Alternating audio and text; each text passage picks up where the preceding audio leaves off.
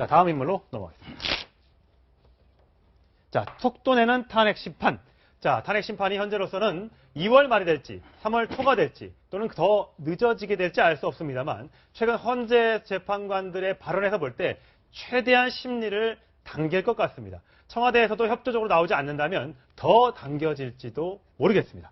자, 일단 어제 마지막 날 송박영신 촛불 아주 활활 타올랐는데 당시 영상부터 확인하겠습니다. 왠지 우리 마음 한켠에 어두웠던 이 노래 아름다운 강산을 만드신 신중현 선생님의 장남 신대철입니다. 신대철 씨가 꼭 한마디 하고 싶다고 했습니다. 여러분, 음악계 비선실세 신대철입니다. 오늘 아름다운 강산이라는 노래를 연주하려고 합니다. 여러분들 좌절하셨죠? 실망하셨죠? 여러분들이 느끼셨던 좌절감, 배신감, 실망감, 그 모든 걸 오늘 이 아름다운 강산과 함께 다 날려버립시다. 네, 이 노래에 많은 분들이 가슴이 뭉클하셨을 것 같은데 신대철 씨와 또 전인권 씨가 아름다운 강산 이 노래를 부른 특별한 이유가 있어요? 네, 이 아름다운 강산은 이제 신대철 씨 아버지는 우리나라 락의 대부라고 하죠. 신중현 씨가 1974년도에 만든 노래입니다. 근데 당시에 이제 그 신중현 씨한테 청와대에서 박정희 대통령을 좀 찬양하는 노래를 만들어달라. 이렇게 요청을 했는데 당시 신중현 씨가 만들 수 없다 이렇게 이제 거절을 했다고 합니다. 네. 그러니까 그것에 대한 보복과 또 당시 이제 뭐 긴급 조치 등이 있지 않습니까? 그러면서 신중현 씨의 노래를 다 금지곡으로 이제 분류를 했어요. 네. 그러니까 결국 이 노래가 불리지 못했던 노래입니다. 근데 문제는 이제 이 이후에 아마 가수 이선희 씨가 이제 리메이크를 했어요.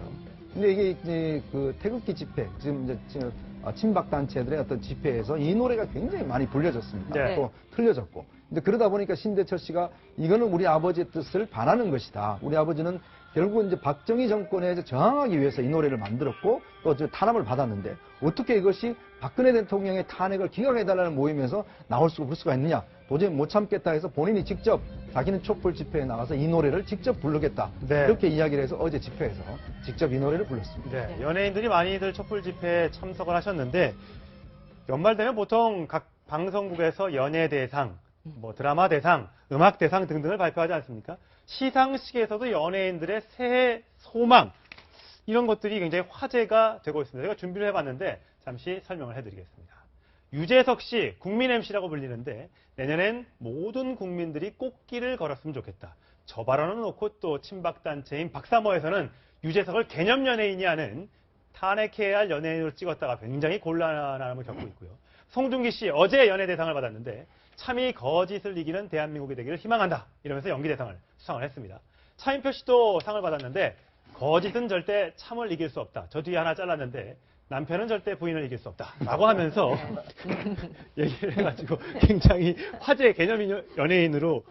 그 차인표 씨 같은 경우에는 정말 그 부부 사이도 좋으시고 예, 부인을 좋은 일도 많이 하죠. 그럼요. 예, 참 좋은 연예인입니다. 그래서 제가 이런 헐리우드도 사실은요. 영화 배우들 이런 분들 보면 개념 있는 발언들 많이 하세요. 시상식에 나오셔서 뭐 국제 문제에 대해서도 얘기하고요. 미국 정치에 대해서도 얘기하고 이런 얘기 많이 합니다. 근데 지금 나와서 얘기하시는 분들의 공통적인 내용을 보면요. 이 정국이 참이 아니라고 하는 부분들은 명확한 것 같아요. 예. 그러니까 거짓이라고 하는 부분, 가려져 있는 어떤 비선 실세라고 하는 부분에 대한 분노가 국민들의 마음을 대변해 주는 거잖아요. 사실은 저분들이 인기를 먹고 사는 연예인들이고 예. 자기를 지지해 주는 많은 국민들이 그런 생각을 갖고 있다는 걸 본인도 느끼는 거고 결국은 자기의 어떤 뭐 위치랄까요? 아니면 갖고 있는 영향력을 통해서 국민에게 또 얘기하고 싶은 마음도 있는 것이고 참 네. 좋은 결과라고 봅니다. 예. 저는 그렇게 생각해요. 이걸 가지고 또 뭐 개념 가지고 얘기하고 뭐 이념 예. 얘기하고 이러면 안 된다고 봅니다. 정말 개인이 자기 생각을 자유롭게 표현할 수 있는 표현의 장이라고 보고요. 그걸 그냥 그대로 받아들이면 되는 거예요. 네. 저분은 저렇게 생각하는구나. 그러면 될 텐데 이제 친박단체나 이런 데서는 또 저분들을 향해서 비난하고 이렇게 예. 하는 것이 도리어 역풍을 맞을 가능성이 있다고 저는 생각합니다. 그러니까 이 유재석 씨 같은 경우는 이제 본인이 이제 저런 이야기를 하니까 그 박사모 거기서 이제 이 개념연에 많은 비난을 했지 않습니까? 예. 근데 또 박사모 한 분이 절대 유재석 건드리시면 안 된다. 워낙 팬이 많기 때문에 네. 다른 사람은 잘못하면 몰라도. 우리 박사모가 고립된다. 절대 유재석 건드리지 말자. 이런 식으로 이야기해서 저 사태가 좀 수습이 됐습니다. 네, 그랬군요. 이번엔 청와대 신년 분위기를 좀 살펴보겠습니다. 롤러코스터와 같았던 한 해를 마쳤을 박 대통령이요. 이제 취임 후에 매년 12월 31일에 신년사를 발표를 했었어요. 그동안에는요. 그런데 올해는 좀 조용한 새해를 맞는다고요. 아니 올해 하고 싶어도 못하는 그렇죠. 그런 거죠. 상황이잖아요. 예. 예, 그러니까 참 이런 모든 게 다 어떻게 보면 우리 국민들도 되게 서글플 수가 있잖아요. 그렇습니다. 예. 예, 근데 지금 김정은이 신년사를 12시 반에. 우리 언론이 막 해야 되는 우리 대통령은 못하고 그렇죠. 예. 지금 이런 거에 대해서 이제 객관적으로 그냥 우리 박근혜 대통령을 떠나서 국민들께서 그 느끼시는 그런 자괴감들이 있으실 네. 거예요. 근데 이제 제가 볼 때는 이래요. 뭐냐면 대통령께서 이제 뭐 탄핵도 준비하고 앞으로 특검도 준비하고 막 준비한다 그러는데 저는 이렇게 고언을 드리고 싶어요. 준비하지 마세요. 예, 준비하실 필요 없습니다, 사실. 있는 그대로. 예, 왜냐하면 지금 그 검찰 소환에 가겠다고 하셨는데 응하지 않으셨고, 네. 그 다음에 박근혜 대통령께서 지금 그 거짓말한 부분이 지금 드러나고 있어서 네. 저게 힘든데 공부를 더 많이 하시면 어떻게 보면 거짓말을 더 많이 하시게 될 것 같아서 그때 우리 국민들이 느끼는 또 이 자괴감, 뭐 서글픔 이런 예. 게 더 심할 것 같아요. 예. 왜냐하면 대통령은 그냥 일반 개인이 아니잖아요. 예, 대통령이에요. 끝까지 대통령으로서 그런 모습들 그냥 다 털고 갔으면 좋겠어요. 예. 예. 자, 박한철 헌법재판소장이 신년사에서 직접 탄핵을 언급했습니다. 한번 행간을 읽어드리자면 이렇습니다. 헌법을 지키고 그 뜻을 구현하는 방안에 대해 고심하고 또 고심해서 국민 여러분 믿음에 부응해 헌재가 맡은 역할을 책임있게 수행하도록 최선을 다하겠다.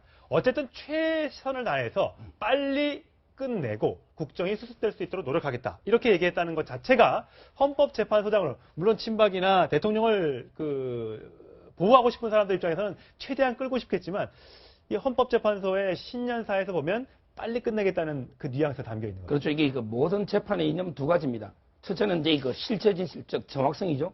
그 다음에 두 번째가 신속성입니다. 예. 네. 이 두 가지는 이제 이념이 일견 모순되는 듯 하면서도 또 이게 그 지금 헌재 입장을 보면 둘 다 추구하겠다. 저는 이게 그 얼마 전에 그 헌재 그 공보관이 이렇게 말했잖아요. 형사소송 절차가 준용은 되지만 반드시 이게 거의 따를 필요 없다. 그러니까 1심의 최순실 재판이 예. 진행되고 있어서 그게 결과가 나올 때까지 기다릴 필요는 없다. 뭐 이런 내용인가요? 그렇죠. 이게 형사재판 절차의 가장 중요한 게 두 가지 원칙입니다. 첫째는 이제 전문증거 배제 법칙. 이 말은 이제 그 진술조서, 예를 들어 안종범이든 정호성이든 최순실 이거는 증거 능력이 원래는 동의 안 하면 없는 거죠. 아. 이게 전문 증거거든요. 왜 직접 증언한 게 아니잖아요. 예, 예. 근데 이런 것도 증거로 쓸 수 있다. 이게 첫째 의미고요. 네. 두 번째는 이제 위법 수집 증거 배제 법칙이 있습니다. 바로 이게 태블릿 PC인데요. 태블릿 PC가 만약에 절도라든지 이게 조작됐다면 위법한 수집 증거인데 경우에 따라 이런 것도 이게 물적 증거고 신빙성이 있다면 쓸 수 있다. 이 말은 이게 형사소송 절차가 일부 이제 준용되지만 예외가 있을 수 있다. 이런 의미가 바로 이게 신속하게 판단하겠다. 예. 이런 취지가 아닌가 봅니다. 실제로 1차 변론길이 잡혔는데 3일입니다. 그러니까 돌아오는 주에 화요일이고요. 2차가 바로 5일 목요일 날로 잡혀 있는데 이렇게 한 주에 그 같은 사건에 대한 재판을 두 차례 여는 게 매우 이례적인 일이라고요. 그렇죠. 지금 이제 노무현 대통령 때는 보면 전체가 한 6, 7번인가요? 그때 이제 변론을 진행해서 네. 63일이 걸려서 했습니다. 그러니까 이번 같은 경우 보면 이제 여러 가지 따져볼 사건들이 굉장히 많죠. 지금 이제 헌법재판소가 5가지 카테고리로 일단 그 범위를 이제 정리했지 않습니까? 그 카테고리에 맞게끔 이제 심리를 진행하는 것인데 일단 일주일에 2번 정도씩 계속 집중 심리를 진행을 할 것 같습니다. 그래서 1월 5일 날 같은 경우는 지금 제일 먼저 이재만, 안봉근, 윤전추, 지금 이영선, 네. 정말 박근혜 대통령 바로 옆에 있었던 사람들을 불렀습니다. 이 이야기는 뭐냐면 결국 대통령의 측근에서 대통령의 어떤 국정농단이라든지 또 대통령의 어떤 권한을 벗어난 범위, 대통령의 어떤 헌법 위반 이런 부분에 대해서 가장 잘 알 수 있는 사람들을 불러서 직접 청취를 하겠다는 것이거든요. 네. 그러니까 지금 특히 이 사람들 같은 경우는 현재 검찰에 구속이 안 된 사람들입니다. 그렇죠. 그리고 또 그만큼 또 안 됐지만은 굉장히 중요한 인물들이에요. 네. 그런 면에서 볼 때는 아마 이날의 그 헌법재판소 심리가 저는 굉장히 주목을 받을 것 같습니다. 네. 자, 박근혜 대통령 점점 준비 헌재에 나올지 안 나올지는 모르겠습니다만 준비 아까 정미경 전 의원이 얘기한 것처럼 너무 준비를 많이 하면 할수록 오히려 불리하게 작용할 수 있다는 말이 굉장히 깃전을 좀 때리는 것 같습니다. 네.